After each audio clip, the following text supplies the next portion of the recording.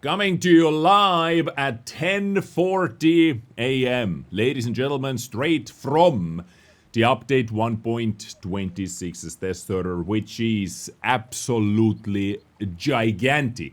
Giga update. We have so many things to talk about over here, so many different topics to talk about over here, like brand new Czech Light Tanks with new Autocannon mechanics, big and long awaited rebalance to some legendary tanks, guys, is coming over here.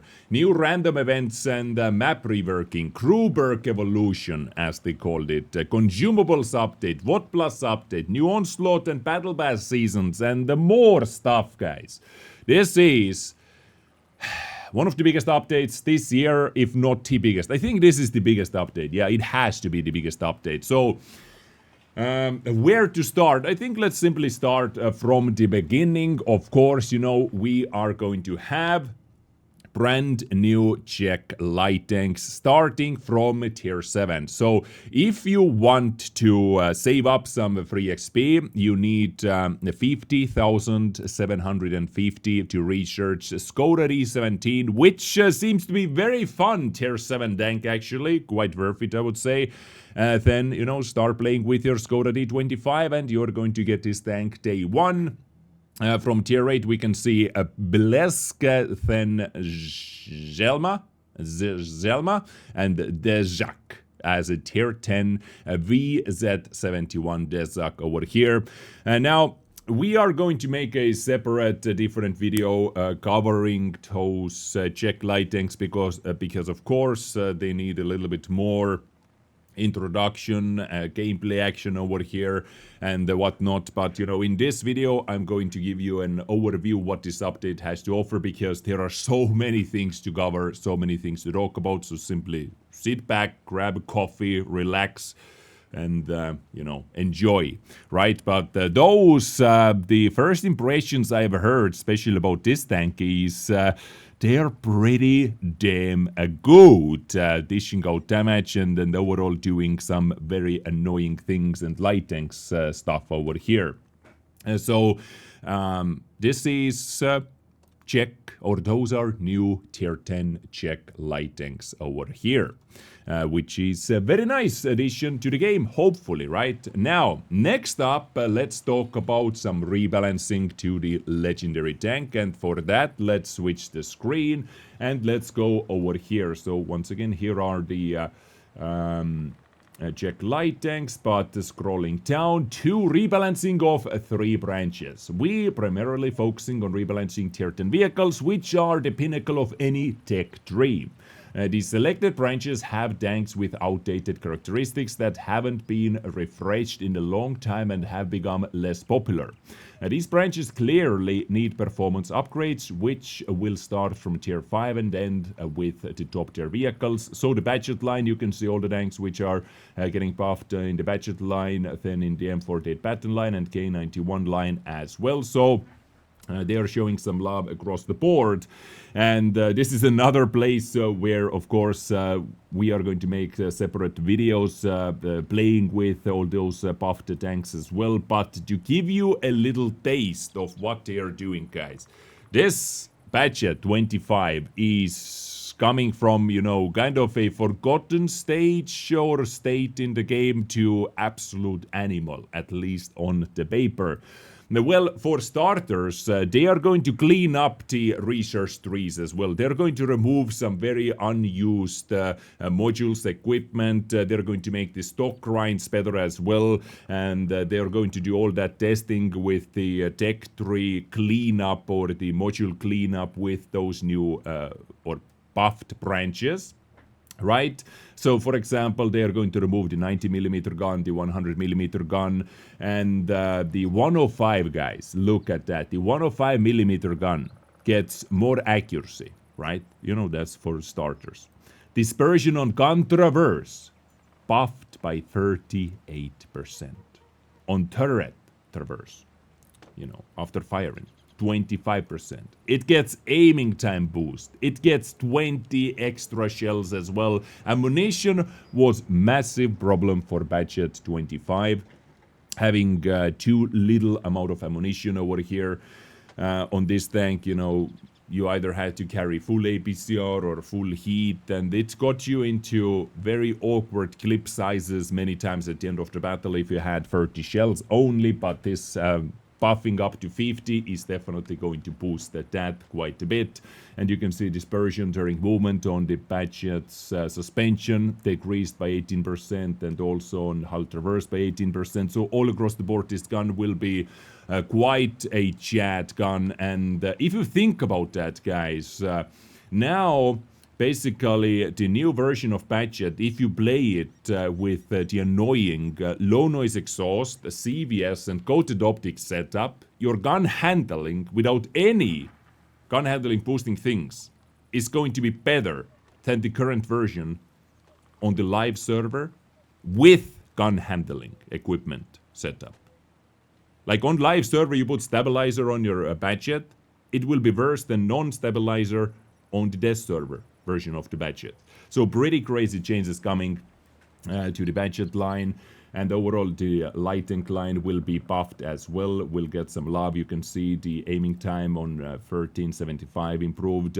Like all those tanks were pretty nice already, I would say. So as I said, videos about that are coming. Also, they are going to buff some premium tanks like AMX CDA 105. This is the tier 8 tank destroyer, which receives quite some huge love actually. Dispersion buffed by 23%, more DPM, better aiming time, and more hit points on the top of that. I already loved this tank actually as a tier 8 premium tank, but I guess I'm going to love it even more after this update over here. So moving on, we had the M48 baton as well, M48 A5 baton line, which is receiving some love, and you can see how much they are removing from the deck tree, just some useless things what people didn't use. But baton will get the gasoline engine removed or added, and this engine has been removed, but the gun handling will be buffed a little bit more, dispersion or accuracy, a little bit better aiming time, and a little bit more top speed as well. So not as significant changes to the baton as to the Badget, but still something over here. And if we go to K91 guys will be the DPM. Like this will be the craziest DPM in the game. It already has good DPM, and now they're going to make it even better. So seems like they want to make K91 just the DPM god in World of Tanks. Plus, let's not overlook the fact that it will get a fully rotating turret, which will help this tank in so many situations. And you can do some weird peaks, and it actually improves your survivability as well. Not directly, but indirectly, it will help you to get shot less, basically, with a fully rotating turret. But this DPM will be nuts, and we are going to test it out as well, of course. So big vehicle changes together with buffs to the premium tanks like IS-5, which is available in the Bond store. That's turret movement and hull traverse. During turret movement and hull traverse, dispersion will be buffed by 15%, 15. Then accuracy will be buffed. Turret turring traverse of the S7's turret will be buffed, accuracy and also aiming time from 3.2 seconds down to 2.7 seconds. So, you know, quite a significant upgrade to the IS-5 as well. D34 over here, some lower tier tanks. Huge list of improvements to older vehicles right here. Pretty crazy. And this is what I said as well. Tank 3 module reworking. They're going to clean up some branches. And if we go to the game, back into the game over here, and if we pick, let's say, a baton line, for example, you know, you can see that you do not have to recharge the radio, for example. And overall, this module 3 over here looks cleaner. It is not messy, just secondary gun option, and you can move on. No radio upgrade anymore for you. Same about D20. It just makes it cleaner. If you have already done that, of course, you know, you're asking for some refunds. I don't know how they're going to solve that exactly. is there any refunds? Because, you have spent time to research them, but it is good for players who have not touched those lines yet. Overall, it looks cleaner, it looks better. Yes, I have to agree, there was a lot of useless junk over there before. And, this also helps the stock grind. Many vehicles come better as stock now, better guns. They removed like very bad guns from the vehicles, or stock radio, they simply removed that as well. One thing to note over here is, though, that no more baton Terp gun memeing, M46 baton Terp gun memeing.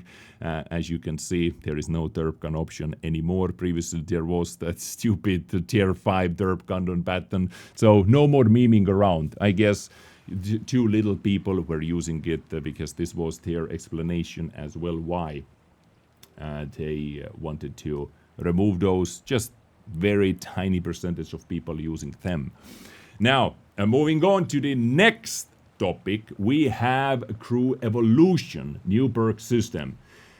This is, according to the feedback I had during the last test we had a month ago or a couple months ago about the Crew update, Crew 2.0. We have seen so many different versions, but this one, what they presented last time, is by far the best version of them all, and this is what you guys have been thinking as well, that now this is fine, this can come. If anything comes, then this is the best version they have seen. So improving the crew system continues to be one of our main focuses. Yes, we have seen that wargaming after like 2 years and many different iterations of it. We are committed to systematically improving its various aspects to make it more convenient, comfortable and useful. This time we are concentrating on refreshing the perk system. Many of you participated in the early test and have already tried out the changes. Now, with some refinements and your feedback considered, we are ready to bring the updated perk system to the common test. So usually when stuff ends up in the common test, very rarely they take it back. They did take it back with crew changes a year ago because it received a lot of backlash, especially with massive crew update and new crew system. They decided to give us 12 retraining orders, so it was ridiculous.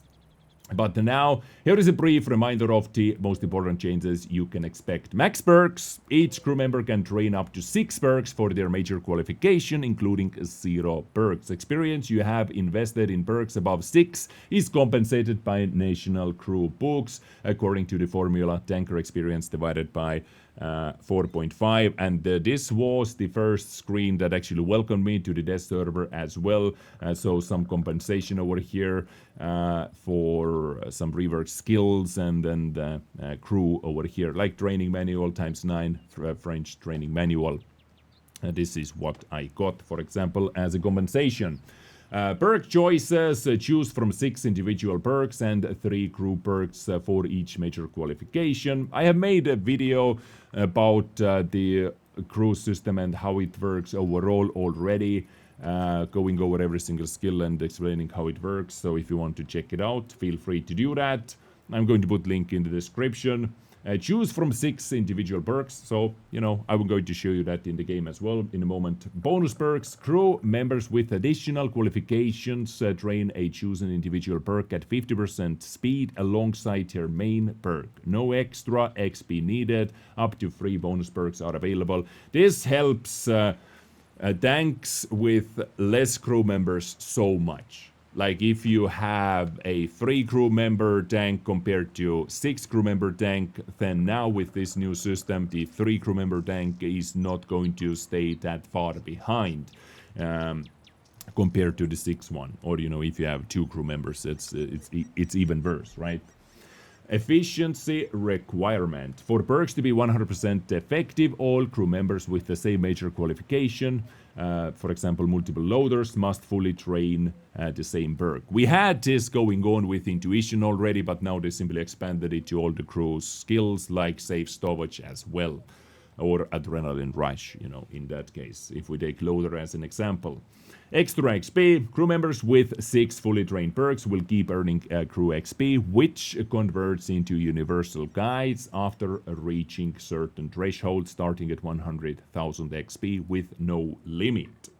Right, and also, according to our feedback, apparently, they have changed some of the new perks, like emergency. This is what I said. I gave them a straight feedback as well, that this 7.5% boost is too much, because it increases the crew efficiency bonus by 7.5% for 15 seconds after taking enemy damage. The effect does not stack, and with ventilation, PIA, food, you were able to buff this number up to quite a ridiculous levels, so they lowered it down to 5%, so good to see that. Quick aiming was increased aiming speed by 2.5%. Now it increases your aiming speed and the turret rotation by 2.5%. I see this perk being quite good for turret tank destroyers, for example. That's turret rotation usually is very, very bad. Reliable placement increases HE shell absorption by 7.5%. They updated that up to 10%. And signal interception decreases the time to determine whether your vehicle has been spotted by the enemy by 0.5%. They made it by 0.75%, so slight buff over here. And practicality decreases consumable cooldown by 7.5%, was updated to 10% right here. And now if we go back into the game, this is how the crew system looks like. Like, nothing for you looks different on a tank that has 6 crew members, like Grilla 15 over here. The screen looks a little bit different, and if you want to pick a skill, you can see that for your commander, those are your major qualifications. Brothers in arms, kind of must have, I would say so, especially with the new crew system. And this is the emergency, new emergency over here. So, you have some skills to choose from for your commander, but for 6 crew, a lot of new skills all across the board, that goes without saying. But as I said, I have covered all those skills already in one of my previous videos. Like concentration, when fully trained, decreases the gun dispersion of a stationary vehicle by 3.5%. Pretty strong. Or armorer, very interesting skill. When fully trained, reduces the range of potential damage and potential penetration by plus minus 5%. Decreases gun dispersion by 1.5%. So basically, it lowers your min rolls and it lowers your max rolls as well, more towards the center. Like, if you have 400 alpha gun, you are not able to get 500 alpha damage shot anymore, but at the same time you are also not able to roll as low as 300. So just a quick explanation over here.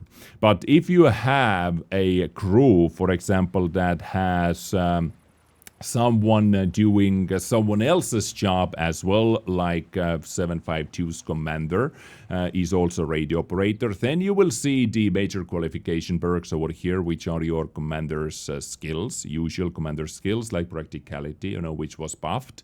But at the same time, simultaneously, you can start training radio operating skills, like situational awareness, which is massive. So I can train that already over here. And also, 100% I have on the second perk, and let's say when fully trained, increases the crew efficiency bonus by 2.5% at distance or of less than 50 meters from your allies. So if you're next to your allies, your vehicle crew is performing 2.5% better, right? Let's train that as well. And to get this unlocked, you need 2 skills fully trained up here, in the top. So it's an easy way to keep track of it. And if you need this updated or unlocked fully, you need those 2. And to get the final bonus perk unlocked, you need those final 2 over here. And let's say for, in the case of Manticore, if you have your commander doing 3 different roles or fitting 3 different roles, then you will have that third role over here in exact same way as bonus perk. You will have the radio operator over here, and underneath you will have another one. So you can pick that. And this is a big boost, as I said, for tanks with less crew members for sure. And you can pick up to 6 skills in total. So, quick overview of the new crew perks as well. But, you know, if you want to know the full list of crew perks, just maybe check out the previous video, or maybe if you want, I can make another one, but I don't know if that would be necessary. If the update comes out finally and everything is finalized, I can go over it one more time. So let's see, we covered that. Enhanced stock configuration, yes, I talked about this as well. So right now they're focusing improving the stock configurations and removing some useless or not used modules from those 3 tech trees as a test. All right. Now we're going to have new random events over here. They're going to expand the random event content on different maps, like Pilsen, destruction in the central plant. The bombing of the central hangar collapses the roof, creating a new gameplay cover with the wreckage, and also moving train. On Pilsen map, trains leave from different ends of the map and move across the entire map, providing dynamic gameplay shelter. Kinda interesting, right? Malinovka, plane crashes onto the mountain, breaking into several pieces and colliding with the mill. This is what we have seen from their like quick trailer video as well. Basically, the windmill on the top of the Malinovka's map, plane will crash into it and it will give some hull down action. So maybe it will change the dynamic of the hill plays. Also on Karelia, rock slide, a section of rocks is bombarded, causing a rock slide that blocks the main straight shot. So this is the hill play, the hill side of the map. The plane will crash in the middle of that hill, and it will make some new hull down positions and some new covers, right? Moving on, map reworking is also in this update on Mannerheim Line. We are going to get some improvements over here in this area. This was very open, you know, people were sniping from here, boom, boom, boom, just like that, to the right side. And now more cover has been added. So it is, of course, to see or to get the feel how exactly it works, we have to play on it. But it seems to be working good for both sides, you know, more cover over here and more cover if you want to push in, more cover from here if you want to push in from that direction. We'll see how it works when it finally comes out. Another look from the middle. This is on Mannerheim, light tank position, yes. The bush is still there, but it is harder to go inside to this bush without being spotted. Previously it was easier, you know, hugging this from this side, like this up here, but now this bush being up here, it's a little bit harder to get here unnoticed. In the base, they decided to remove some trees and those tank traps over here. So no more camping, right? Other changes on Mannerheim Line, some other changes as well without pictures. Oyster Bay will receive quite a big update over here on this side, blocking one base snipers from shooting into you. So this will be played more often now. This area will be played more often now because tanks have to worry less about getting sniped from the enemy sniping base, which was kind of annoying on that map, to be honest. And also in the middle of the main tunnel, or not tunnel, in the middle of the main, like over here, this is basically where they're going to make this tunnel. In the main heavy tank fighting area, they're going to put a tunnel as well, so you're able to go from here into the middle of the tunnel down there, right? I would like to show you the mini map, but we don't have a mini map up here. And also some terrain increasements up here. Water is removed. Hard to tell how tall it is. Like, is it tall enough for you to go from here back here without getting shot at? Maybe, could be. With some lower profile tanks it could be. Definitely it is tall enough to not get shot by the guys who are down there, but I don't think it is tall enough to block the snipers up here. Outpost, also quite big changes. This is the north part, which was kind of boring fighting, right? So they decided to add a little house in the middle of this fight over here. And also, for this side of the base, blocking the middle snipers who were able to snipe up here very easily, while the other side had the house blocking this snipe already. So the middle was not able to shoot the other guys over here, but they were able to shoot those over here. But now, with this house moved around a little bit, or made bigger, basically, yeah, made bigger, they're not able to do that anymore. But the biggest thing, of course, is that destroyed house in the middle of the fighting area. Plus, the small houses have been removed, replaced with the parking lot. This is the view, what I talked about from the other side.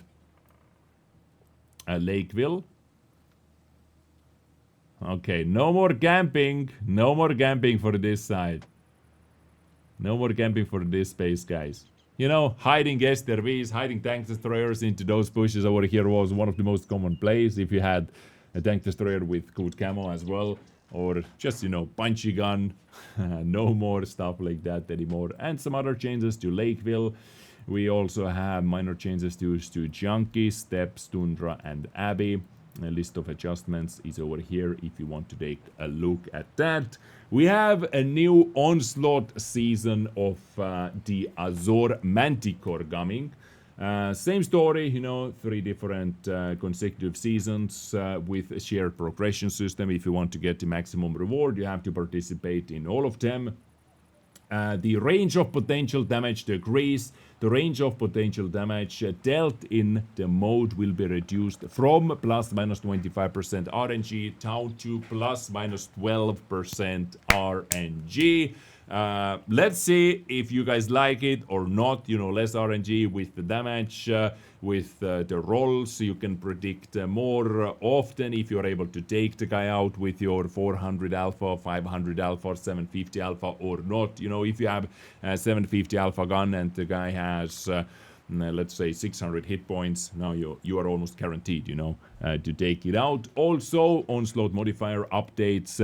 Previously it was plus 25% hit points. Now it is a flat 650 hit point number over here.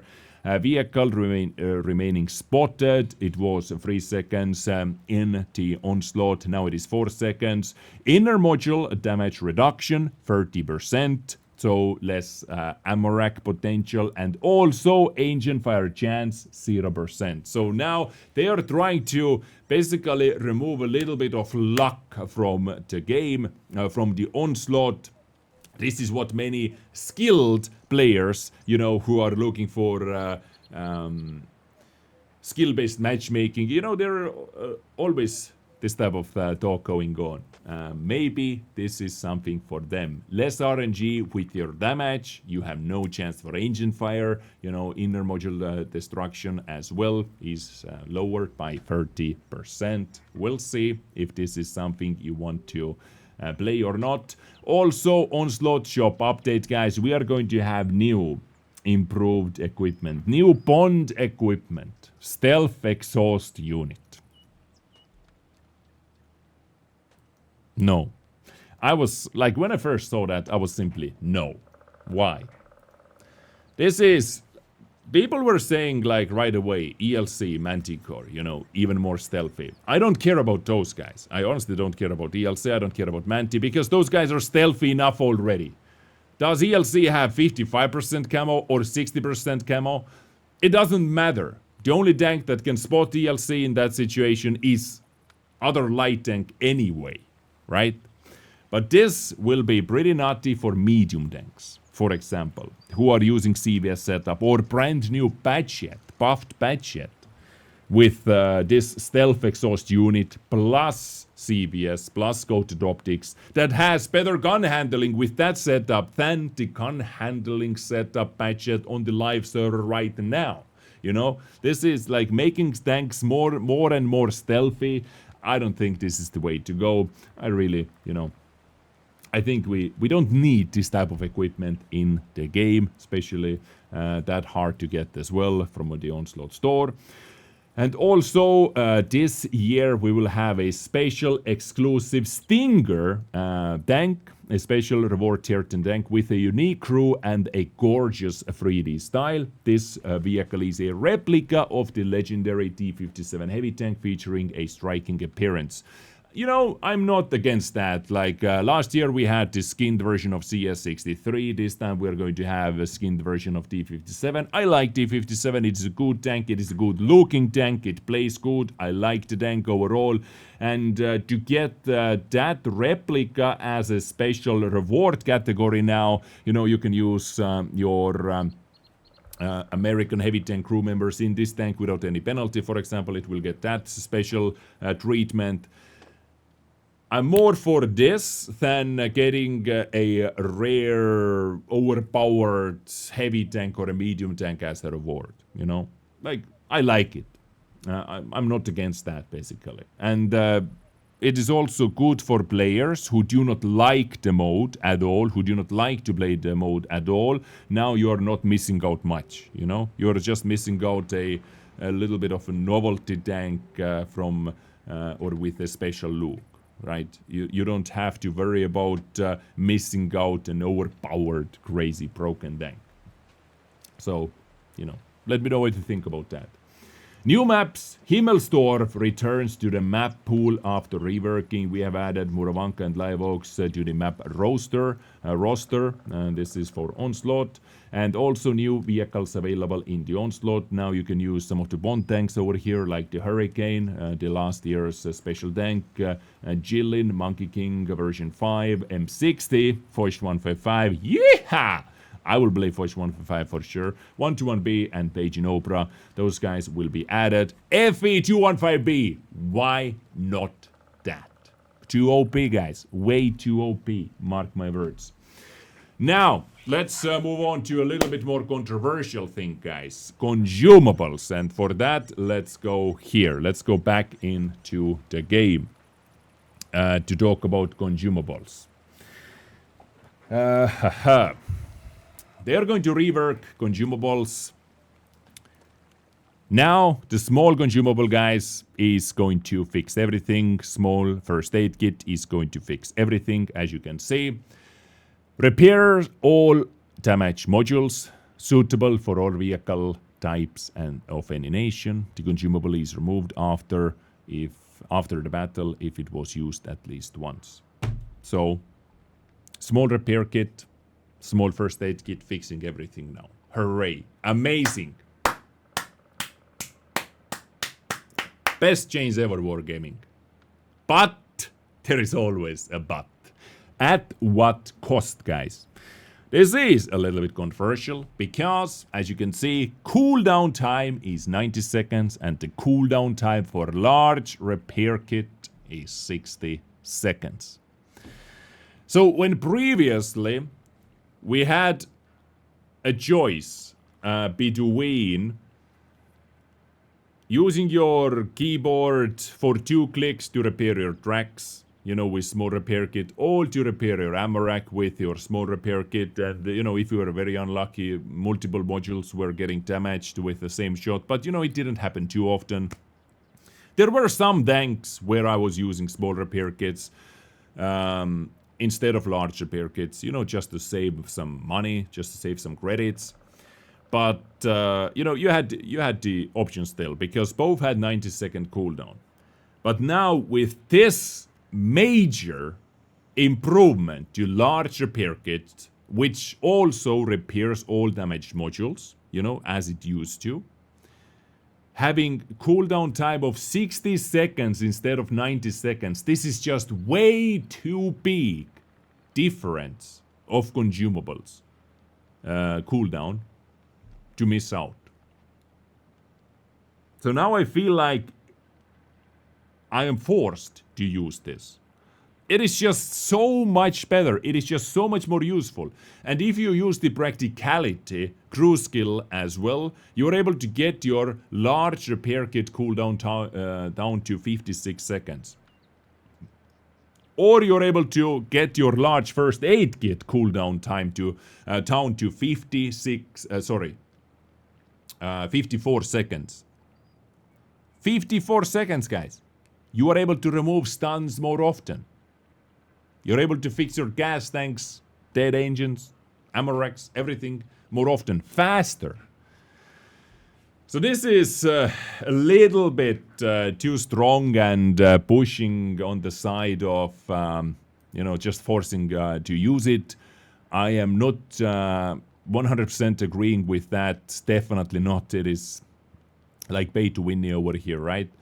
That 60-second cooldown is too much. Like, if you want to make it lower cooldown, maybe let's start from 80 seconds instead of 90 seconds. Let's start from 75 seconds instead of 60 seconds, because that difference is just too good to miss out on, basically. It improves your everything.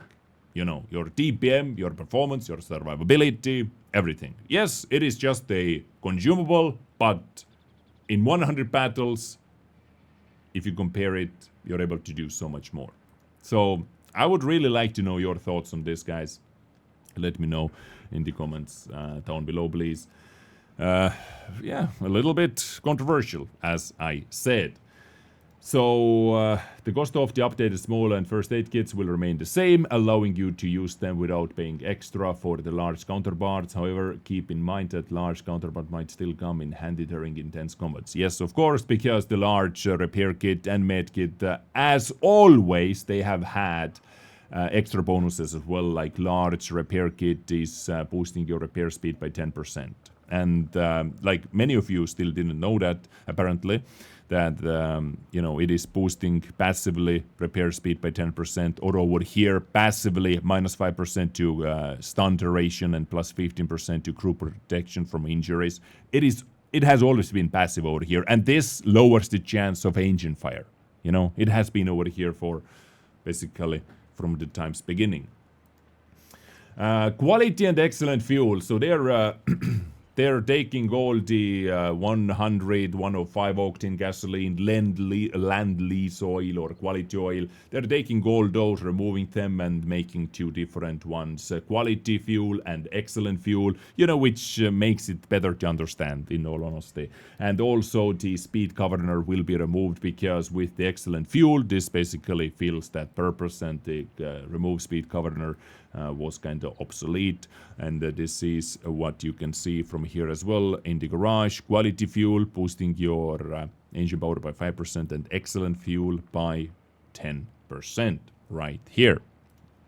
All right, moving on. Another thing which is a little bit controversial.